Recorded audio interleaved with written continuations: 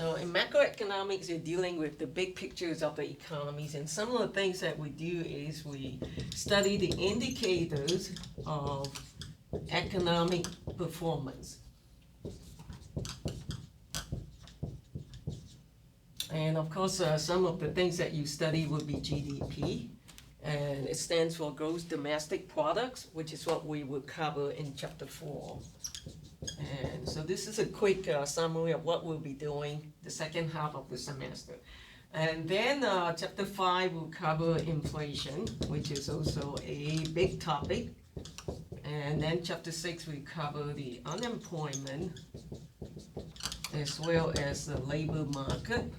And then Chapter 7 we will cover the economic growth, which is basically you talk about GDP per capita, like the standards of living and things like that, Chapter 7. And Chapter 8 will study capital market. You will talk about savings and investment in the capital market. That will be our Chapter 8. And then Chapter 9, we would deal with the money market. Again, we'll be talking about the supply and demand of money. So you see, the previous Chapter 3 is extremely important in the sense that when you study the fundamentals of supply and demand, you could apply it not only to the product market, but also to the labor market and capital market and money market as well. So, and then after that, we have the rest of it is Chapter 10, 11, and 12 deal with policy. Fiscal policy and monetary policy, basically. And this is actually our Keynesian model. So that's just a quick overview of what we will cover in the macroeconomic section, which is the second half of your ECN 5030. So please don't forget to get the textbook that I've shown you earlier. The textbook is required because, online class, you really need to have a textbook. And although you do watch a video of instructors showing you things, but, PowerPoint slides is really not a good substitute for a textbook. So you want to have the textbook as well. And if you want details of it. So basically, like I say again, the PowerPoint slides, it's only like supplements to help you my presentation and your understanding. It's good for review, but for detailed explanation, you might want to go to the textbook. Okay, I'm going to erase this.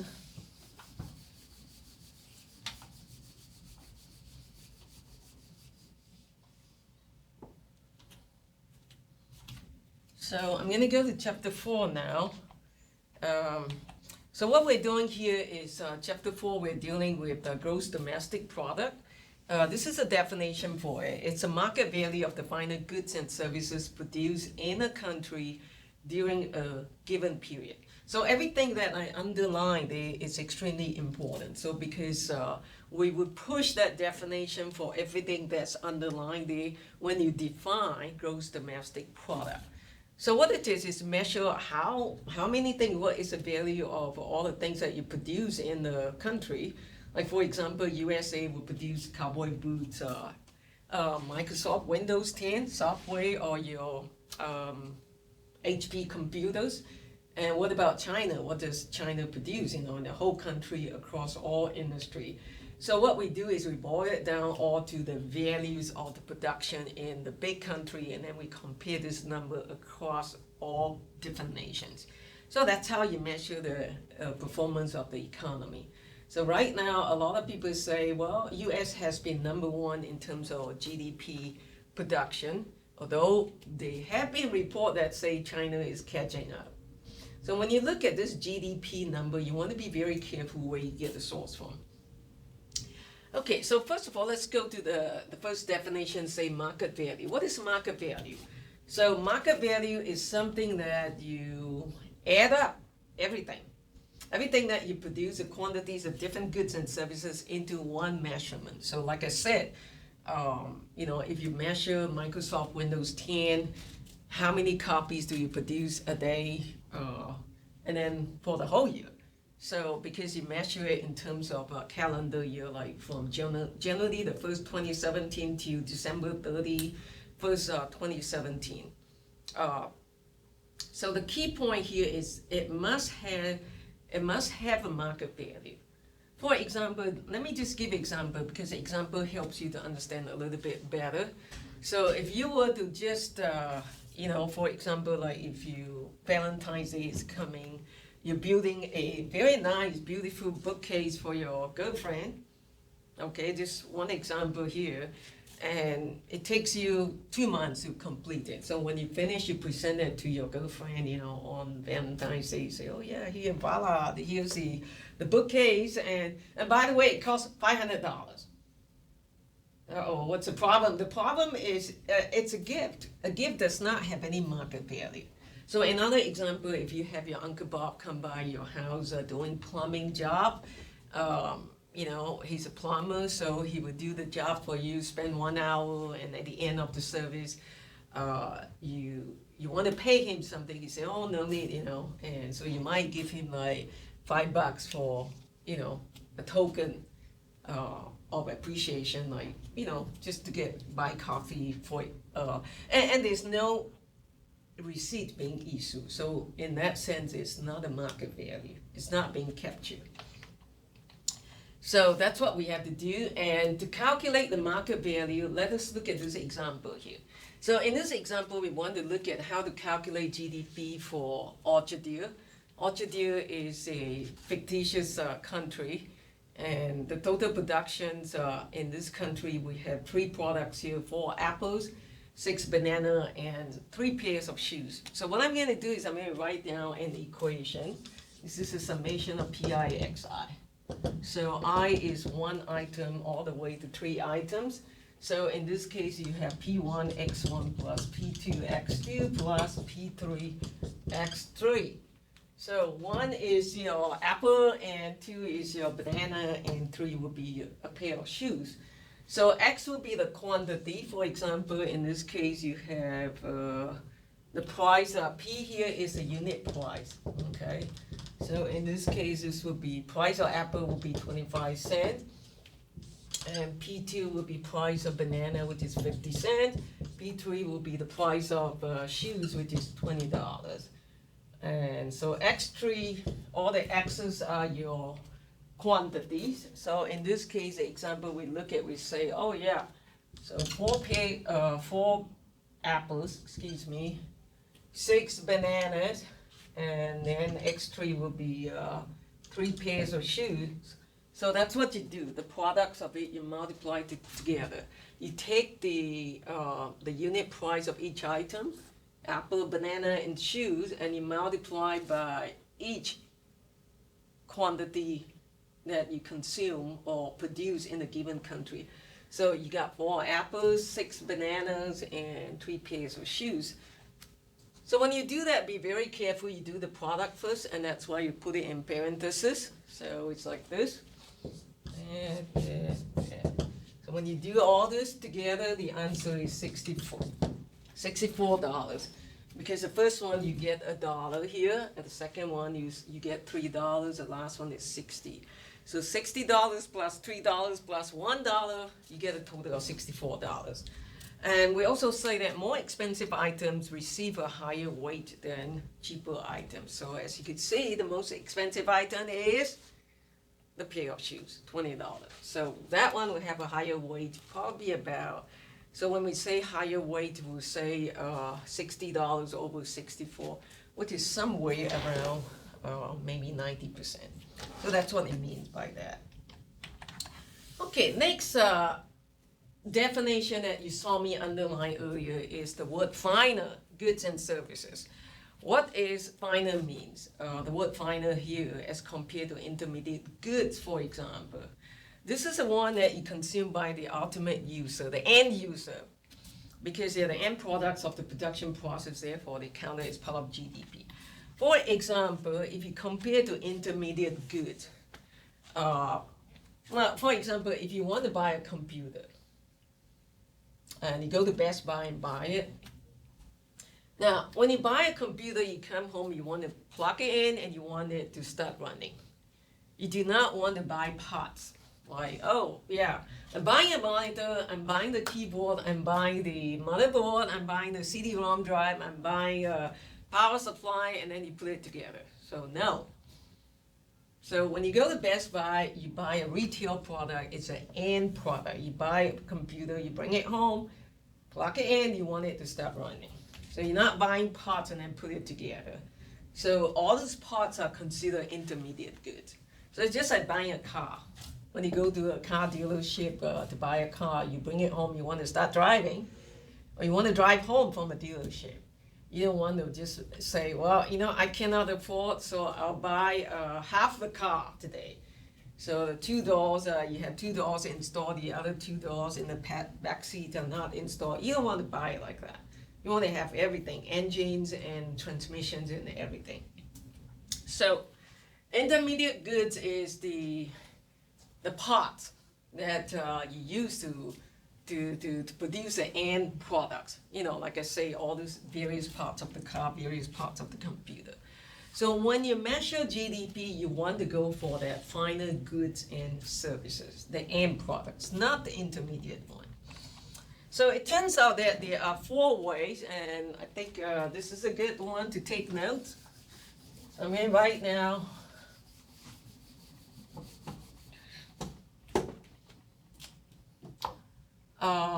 methods for computing GDP. So the first one is known as production method. And this is the one that you saw me using the example earlier. Second one is known as value added method, which is the one I'm going to show you next. And then the third one is known as expenditure method.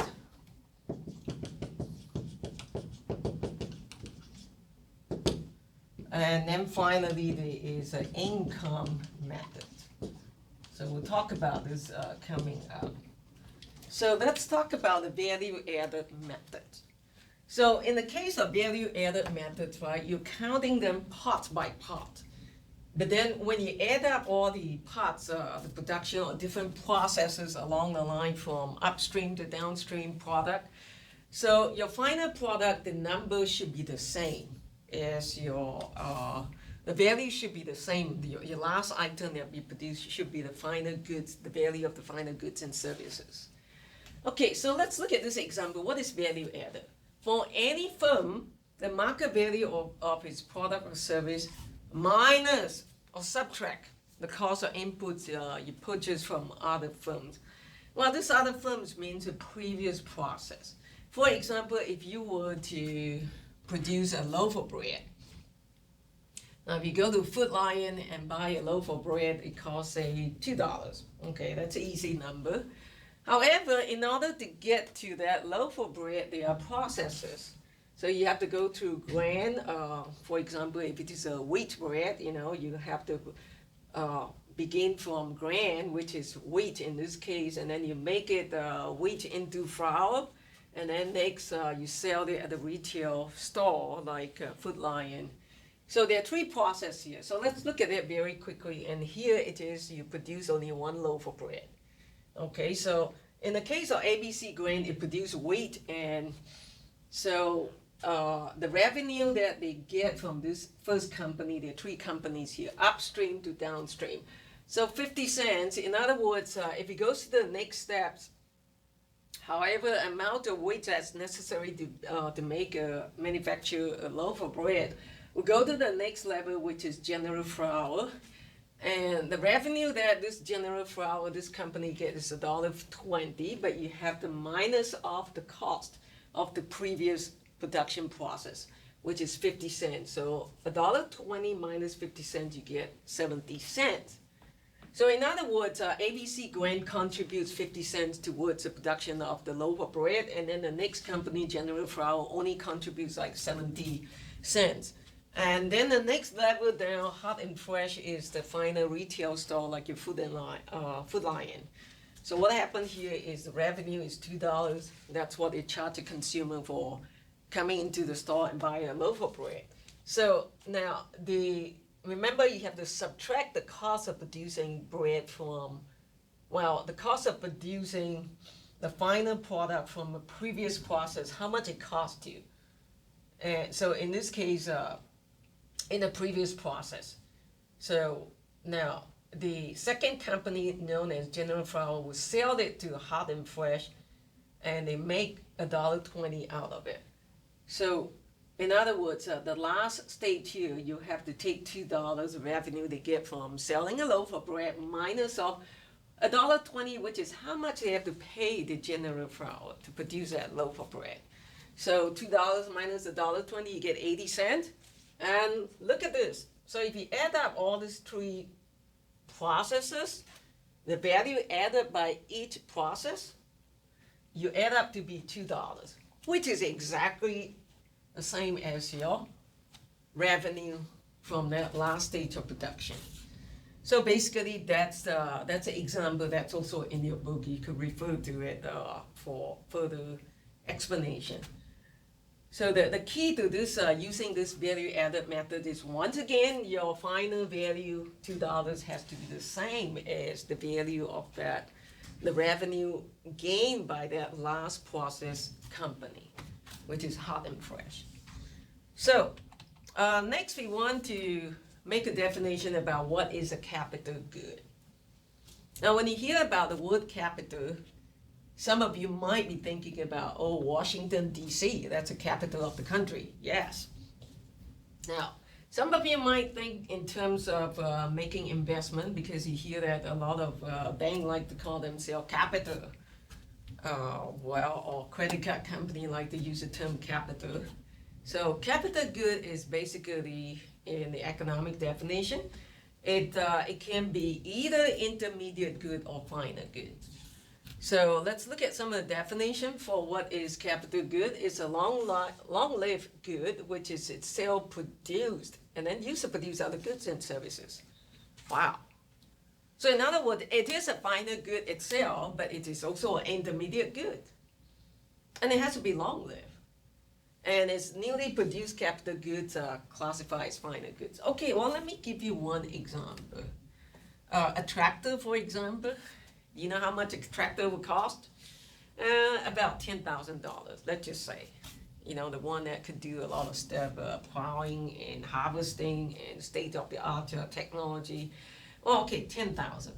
Now, so tractor is considered a capital good because when you first go to farm supply or to buy that tractor, it costs 10,000. So it is a final good. You bring it home, straight away you could plow your land. But guess what?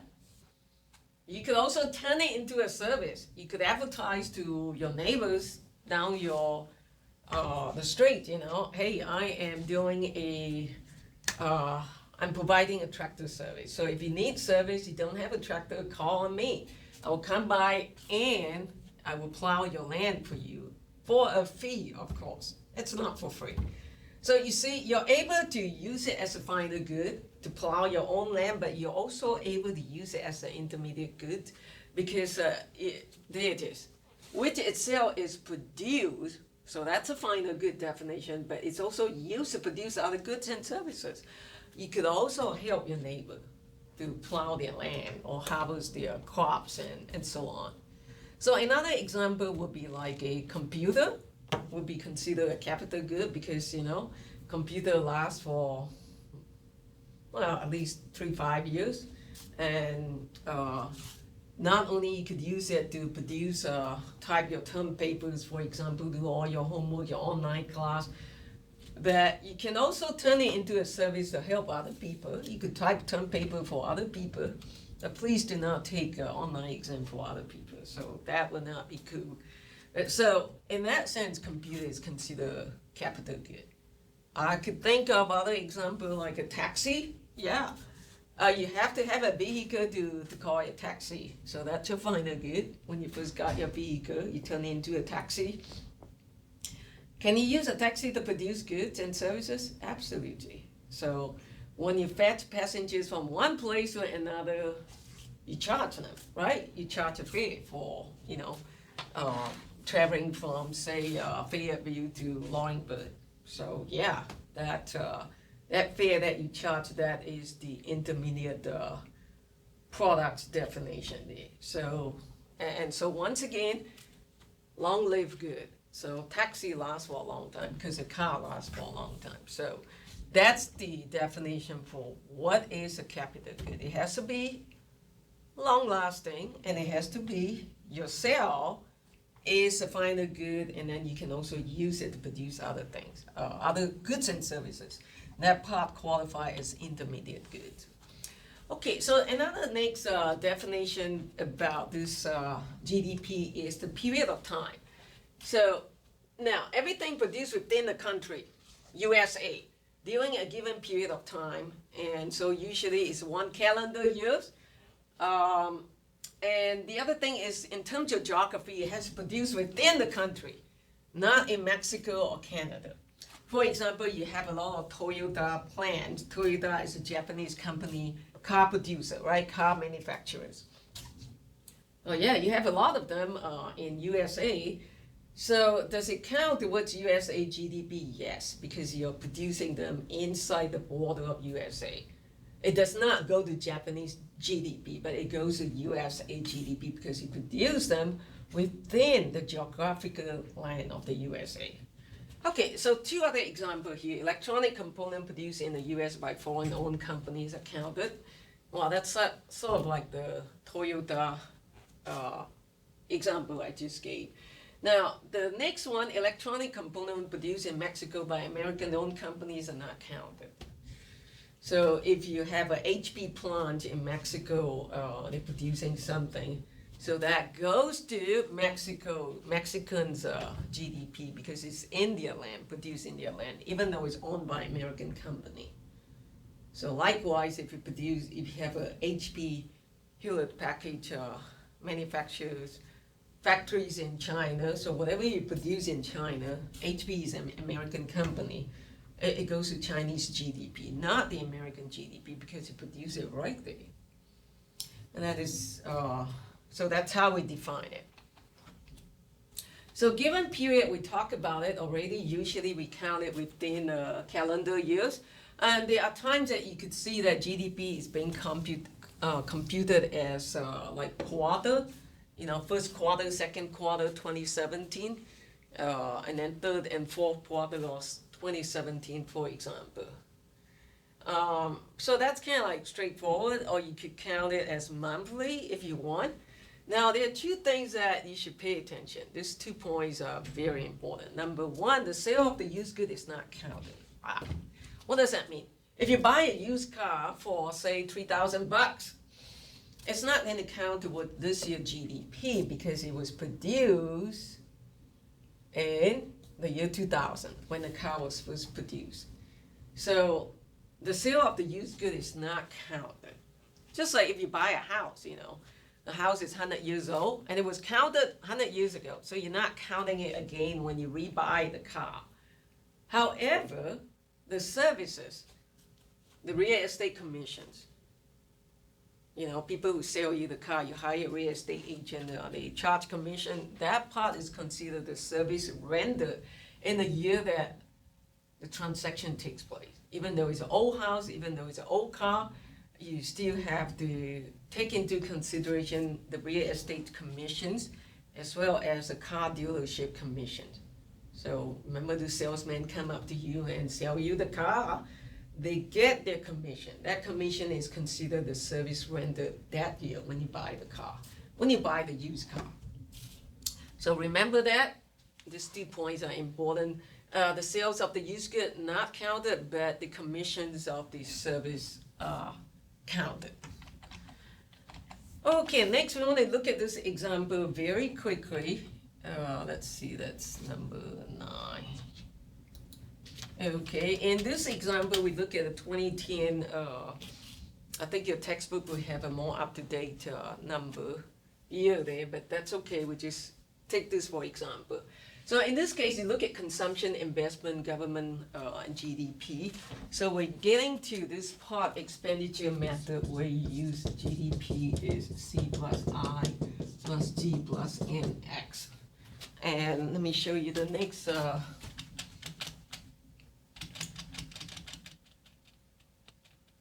Okay, there it is. Now, so this Y here is your GDP. I am skipping a few slides, but I'm going to go back to them, so don't worry about it. So now we're using the expenditure method to calculate, and that's important when I put stars here. So 3 stars, 5 stars, like Hilton hotels, that means this is important. Now, in this chapter, we absolutely want you to learn this expenditure method, which is using this equation, C plus I plus G plus NX. C stands for consumption, expenditure, I is investment, G is your government expenditure or purchases. NX stands for net exports, which basically is export minus import. Okay, now that you've seen the definition, let's go back to our year there.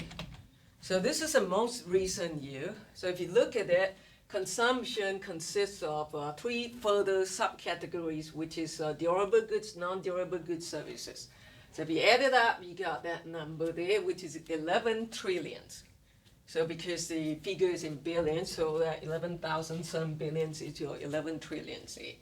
Investment, you have 3 categories: business, fixed investment, residential investment, inventory. So you got these figures here,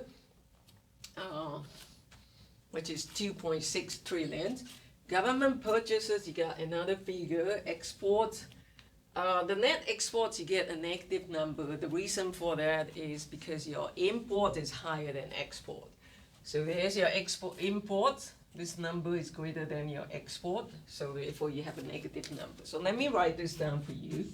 Your net export, NX is your net export,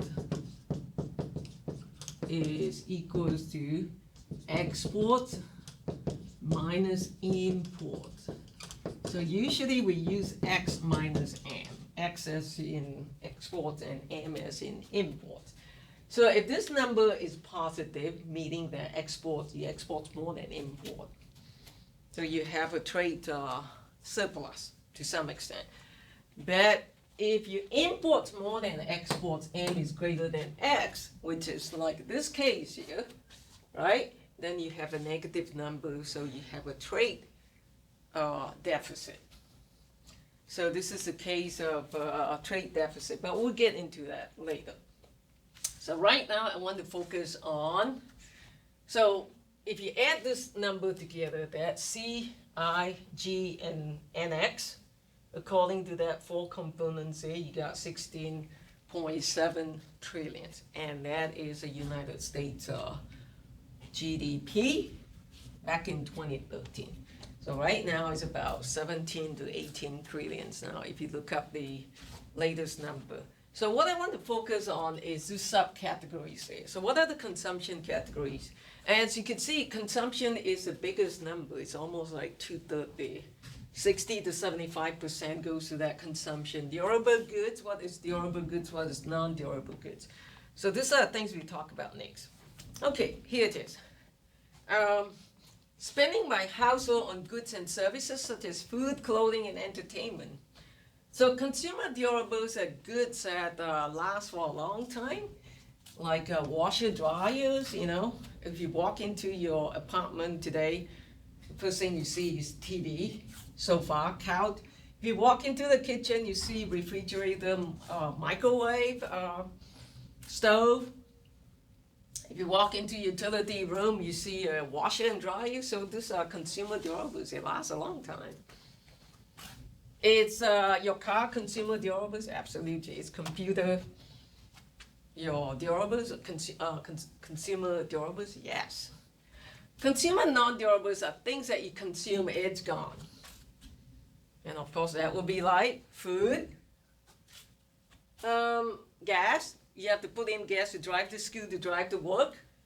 What else? Entertainment, you know, you consume it, you watch a movie, it's over, you spend the money. Okay, for some reason, clothing is considered consumer non-durable because they're not considered to last forever. Fashion the fashion doesn't last forever. If you look at the fashion in the 70s, 80s, 90s, 2000, 2010, they're all different. 2020, and you count services as well. Services will be like haircut, banking services, finance services, car wash, if you walk into a restaurant, you sit down and you consume food, you dine at a certain restaurant like Red Lobster or Outback, waiters come and serve you and you give tips, that's called service. So the waiter's services will be included there, the tips, yeah, and other things as well. Next, we move on to, that's consumption. Somehow I missed investment, so I think it's the next slide. Here it is, yeah. So investment, which is the next one here, you have subcategories as well. That is primarily on capital goods and housing, investment. Something in the future, business fixed investment, residential investment is mostly like apartment housing, you know, that sort of thing. Inventory investment will be like if you sell car, right? You're supposed to sell 1,000 car, but then by year end, you still have not sold that 900. So then 100 units will be considered as inventory left in the warehouse. So we have to take that into consideration. So look at some example in your book. Now, business fixed investment will be something that you use for business. For example, you, in a given company you work for, usually there's a computer, there's a company car, there's a company phone. So, you know, company computer, right here, where I'm standing right now. So we got all this fixture, we got the camera, we got the whiteboard, you got the screen, you know. These are all fixture, well, and to some extent, business fixed investment of UNCP. It belongs to the university and it's a fixed investment. So it's this computer right here, the room right here, because other people could rent it for service. Important thing to notice, investment does not cover stocks and bonds because stocks prices change every minute on a daily basis, so you cannot capture it. It's dynamic. So for that reason, it's not fair to include stocks. We never did include stocks for any computation of GDP. So that's for I, which is investment, the subcategories. Let's go back to G. G is your government purchases or government expenditure. So you look at all the government, all different levels, like federal government, the state government, North Carolina, for example, local government, all final goods and services. So UNCP, Pembroke, Loringburg, Lumberton, in this area. And it also includes the pay, the salaries of state employees. For example, I'm a professor, I'm hired by UNCP, which is a state university. So yes, so whatever I receive as my salary is considered part of the government expenditure there. So is military spending, the defense, all that, that's also included under the GDP calculation, under the categories of government purchases or expenditure. Now, there are two things that you need to make a note. That's last 2 points here. Number one, the government purchases, that G here does not include transfer payments. What is transfer payment? So I'm going to write down the definition for transfer payment for you. Okay. And you can look this up in the book too. Any expenditure from the government, that's my short form for government, to the eligible park person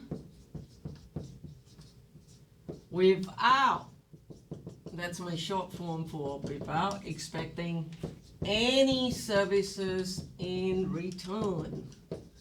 So for example, if you're unemployed, you prove yourself to be bona fide unemployed person, so you receive unemployment compensation from the government. So what that means is that that's your transfer payment, because you know, the government will give it to you because you're eligible. They're not going to ask you to come back and perform community service for 10 hours over the weekend. No such thing. You're eligible for it, so you get it. Scholarship is like that.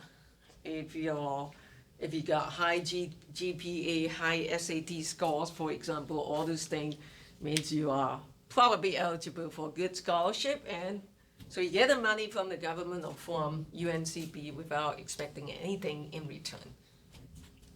Social Security, for example, you're over 65 years old, so you get it, because you're over 65. Medicare, same thing. Medicaid, CAID, if you're of lower income family and you have small kids, you're eligible for Medicaid. So that's your eligibility, you get it. But without expecting anything in return from your part. So these are some of the examples for transfer payments here. Scholarship, once again, Medicare, Medicaid, Social Security, unemployment compensation. So that's your transfer payment. And G does not include that. So bear that in mind. Second thing is does not include interest paid on government debt. How many of you owe IRS money? So if you owe IRS money and you cannot pay, let's say it's $2,000.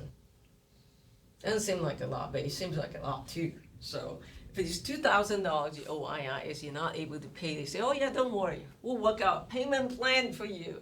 You could pay certain amount each month for the next 5 to 10 years maybe.